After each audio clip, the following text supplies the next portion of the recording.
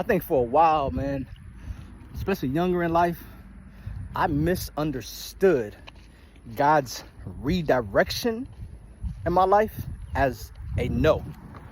And because I thought that this was a no, I spent years blaming God. I spent years questioning God.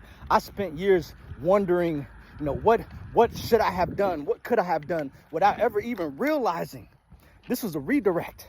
Something better was in a different direction, but I did not know that. Let me give y'all story time real quick. When I was like 12 years old, 10 years old, I knew at that time I wanted to be in entertainment, right? And I'm about to tell my age, but I grew up in Atlanta, and there used to be this record label called the Face Records. And me and my boy, we had this little rap group. We put together a little demo recording on our cassette player, the whole nine, in my room, right?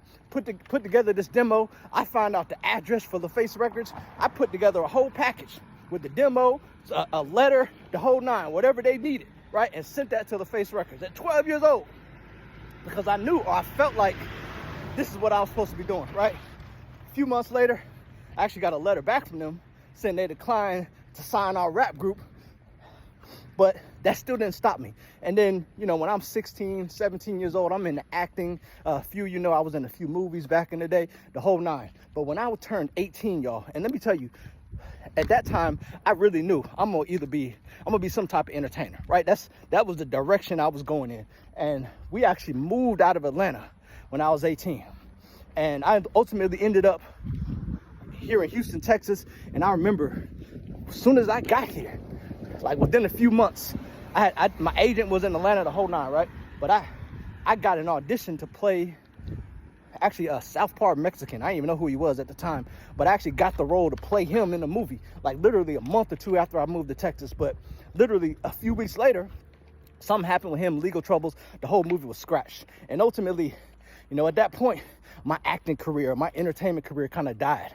And, I've spent years wondering why. Why did I leave Atlanta? Why did this happen? Why didn't I blow up? I really felt this. I really thought I knew this was going to be something that was for me. And all this time, I was assuming that God had told me no, without realizing he was just redirecting me.